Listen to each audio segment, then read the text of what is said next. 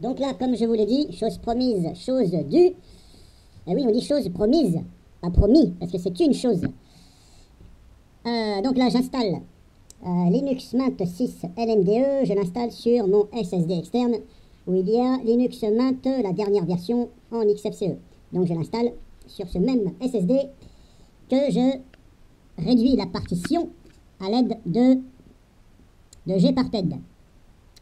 Alors là, c'est fait, c'est bon, parce que vous voyez, quand vous allez installer ici Linux Mint LMDE 6, fait en version Cinnamon, à un moment donné, ça va vous dire, vous devez choisir bien entendu la bonne partition, le bon disque dur. Ici j'en ai deux, j'ai celui-ci qui est Windows et celui-ci qui est Linux. Donc il va falloir diminuer la partition ext4 et bien entendu vous allez pouvoir ici lancer donc ici Gparted. Alors vous allez avoir un message d'erreur, il va falloir cliquer sur, vous fermez carrément la fenêtre. Et donc ça va lancer Gparted, vous sélectionnez bien entendu le bon disque dur, ne vous gourrez pas, et vous diminuez la taille de la partition ext4 que vous souhaitez. Alors ne vous gourrez pas. Maintenant, bien entendu, celle-ci, il faut que je l'attribue. New, ici, partition ext4, ok. Ok. Donc là, j'attribue une nouvelle partition à celle que j'ai réduite. Parce que sinon, à mon avis, le logiciel, là, il va me dire, mais je ne peux pas installer puisque la partition n'est pas créée. Donc tout ça, c'est à l'aide de Gparted, bien entendu. Hop, une fois que c'est fait, on ferme. Là, c'est bon. Donc maintenant, ma partition, ne vous gourrez pas. Celle où je vais installer donc Linux LMDE 6, c'est celle-ci. C'est surtout pas celle-ci, parce que là, j'ai déjà Linux Mint, la dernière version. Donc là, je vais l'installer à côté de Linux Mint sur cette partition-là. Et ne vous gourrez pas, elle s'appelle SDD. SDD3. Il faut bien retenir SDD3, parce que celle-ci, c'est SDD2. Donc, vous retenez bien, vous retenez toujours SDD3. Toujours. Donc une fois que c'est fait, vous refermez SDD3. Là, je vais réactualiser. Voilà, c'est bon. Il faut réactualiser, sinon ça ne va pas vous faire voir la partition que vous avez réattribuée. Donc c'est bien celle-ci, SDD3. Si je clique suivant, qu'est-ce que ça me dit? Ah, il me dit de choisir une partition racine. Pourquoi il me dit ça? Format recommandé. Ça y est, je l'ai fait, elle est là, la partition. Pourquoi il ne veut pas? Qu'est-ce qu'il me fait? Qu'est-ce qu'il me fait? SDD3, je dis. Bon, pourquoi ça ne veut pas? Bon, on va faire retour. Installation automatisée. Alors, si je fais installation automatisée, par exemple, disque 240. Oui, mais non, en fin de compte, il faut faire partition manuelle. Parce que là, suivant, ext4. Ok, DD3, ok. Et pourquoi il me dit ça, bordel? C'est bon, elle est créée, la partition. Qu'est-ce que tu m'emmerdes, là?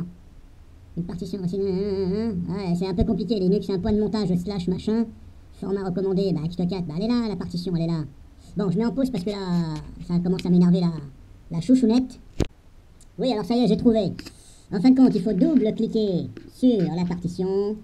Et là, ici, vous pouvez choisir ici, hop. Voilà, vous pouvez choisir des choses. Donc, vous mettez le slash, vous faites formater en ext4, ok. Et là, normalement, c'est bon. Maintenant, je suis sûr que c'est bel et bien là. De toute façon, si c'est installer le grub menu sur dev sdd. Alors moi, je vais mettre le SDD3. Ouais, je vais mettre installer le menu grub d'amorçage. Bon, allez, je vais le mettre sur le SDD3. Allez, hop, hop, installer. On verra bien. Est-ce que je me suis gouré pour choisir l'emplacement du grub? On verra bien, j'en sais rien. De toute façon, ce n'est pas grave. Si jamais ça ne va pas, et puis mon disque dur ne veut plus démarrer parce que j'ai merdouillé quelque part, c'est pas grave, je réinstallerai tout, c'est pas grave. Ce n'est que du Linux, ce n'est pas grave. De toute façon, même si c'est Windows. Donc là, hop, normalement ça installe, et je reprends après. Donc voilà, n'est-ce pas, installation terminée. Alors je suis en train de filmer avec une GoPro, donc là je vais redémarrer. Ici, c'est le Live ISO, et donc j'ai installé Linux LMDE sur ce SSD auquel il y a déjà Linux Mint XFCE, la dernière version. Donc là, je vais redémarrer, oui. Alors on me dit, hop, on me dit d'enlever, hop, je vais appuyer vite fait sur la touche F9, et je vais regarder ce que j'ai.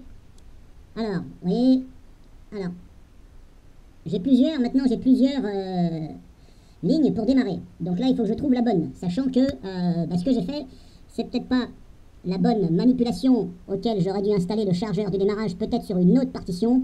Peut-être que j'ai merdouillé. Alors je vais essayer de démarrer sur Linux LMDE. Par contre là, il faut que je regarde laquelle ligne. Alors j'ai Debian ici. Ubuntu Mass Storage. Alors ce n'est pas Windows. Ce n'est pas Ubuntu sur le SSD. Alors je pense que ça doit être... Alors là, il me dit Debian Mass Storage. On va essayer. Ah, apparemment c'est la ligne D. Ah, regardez, quand je clique sur la ligne Debian Mass Storage, j'ai donc mes deux Linux. LMDE 6 et j'ai Linux Mint ici 22.2 Zara. Alors je vais me mettre sur LMDE 6. J'appuie sur Entrée. Est-ce que ça fonctionne ou pas?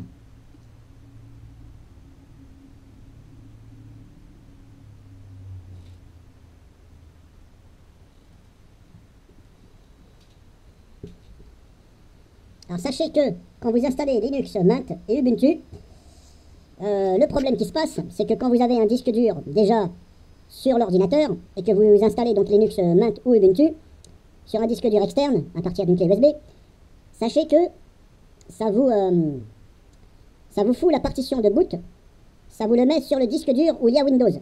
Alors j'ai pas trouvé comment faire en sorte que ça ne touche pas le disque dur où il y a Windows. Alors après si, ce que vous pouvez faire, quand c'est comme ça, moi je sais pas que je ne peux pas le faire, mais mon disque dur ici à l'intérieur Windows, il faut que j'ouvre le dessous du PC et que je me fasse chier à soulever le dessous, que je retire une nappe de connexion pour pouvoir avoir accès au disque dur et pour pouvoir l'enlever. Donc je ne l'ai pas fait parce que c'est un peu chiant à faire. Alors ça c'est une solution que vous pouvez faire si vous ne voulez pas que ça installe le chargeur de démarrage sur le disque dur Windows. Auquel cas, si vous avez un ordinateur avec une trappe de visite auquel vous pouvez enlever le disque dur, je vous conseille d'enlever le disque dur Windows de façon à ce que ça n'écrive rien dessus. Voilà, parce que le jour où vous changez de distribution, admettons vous voulez installer une autre distribution, hein, par exemple, je sais pas moi, une autre distribution, Manjaro ou je sais pas moi, ou Q4OS, etc., j'en passe. Hein. Le problème c'est que ça va toujours vous garder le dossier Ubuntu dans le disque dur Windows, alors que vous n'avez plus Ubuntu. Et ça c'est chiant. Alors il y a un moyen de le retirer, à l'aide de disque Genie US sur Windows. Vous accédez au disque dur, aux partitions, et là vous pouvez supprimer le dossier Ubuntu.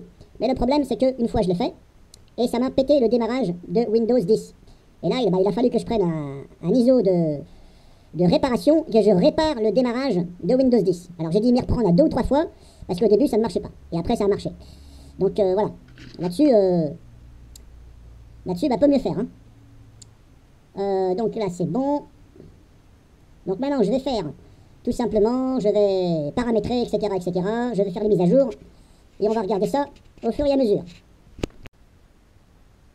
Bon, alors par rapport à voir les vignettes photos, vidéos sur son smartphone Android, par rapport à Linux Mint LMDE 6, avec le bureau Cinnamon, donc j'ai déjà essayé comme ça par défaut par l'explorateur.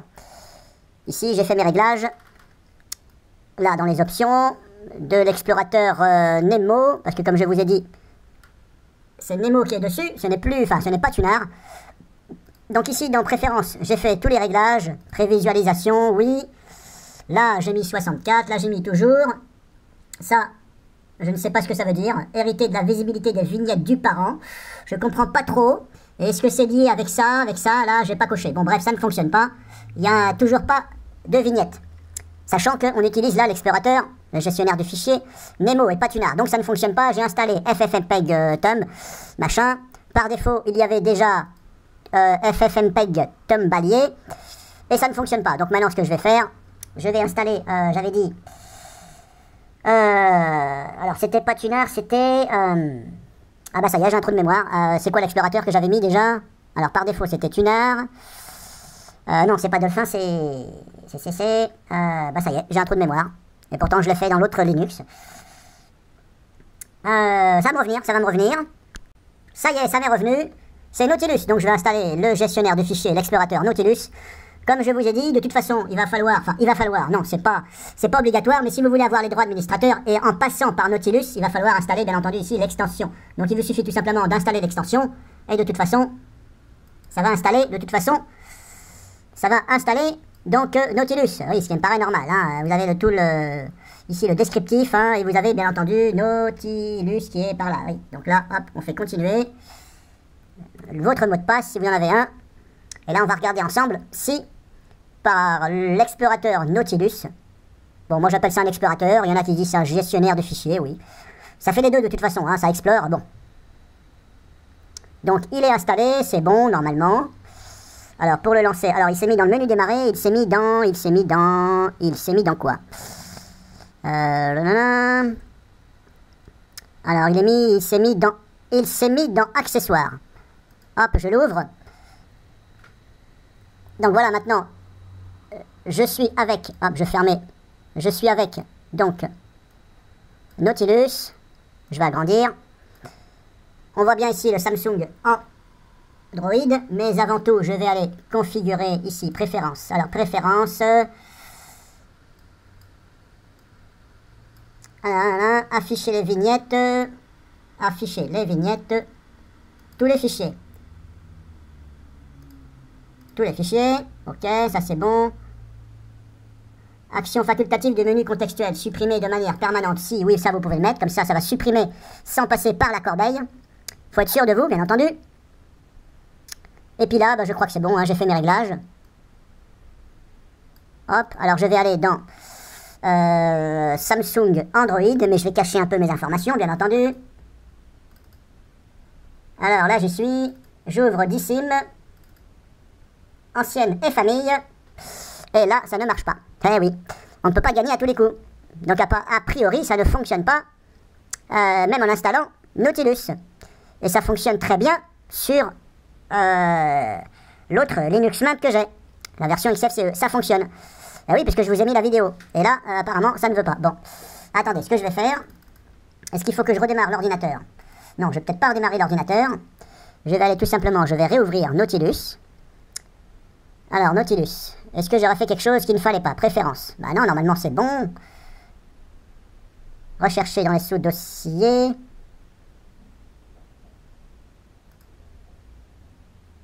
Tous les emplacements. Bah, normalement je suis bon. Alors pourquoi est-ce que ça ne veut pas m'afficher les vignettes? Pourtant, j'ai bel et bien installé FFmpeg Thumb et FFmpeg Thumb Allié. Alors pourquoi ça ne veut pas? Là apparemment ça refuse.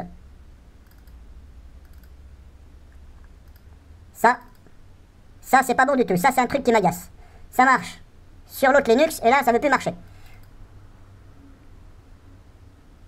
Ah, bon, peut-être qu'il faut que je redémarre.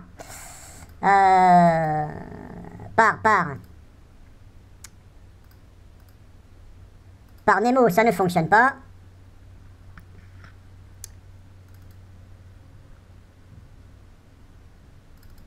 Non, ça ne fonctionne pas sur Nemo, non plus. On n'a rien. Bon. Je mets en pause, je vais essayer de corriger le problème. Et puis si je n'arrive pas, alors je vais peut-être pas me taper tous les gestionnaires, tous les explorateurs de fichiers, je vais quand même pas tous les installer pour voir lequel qui marche.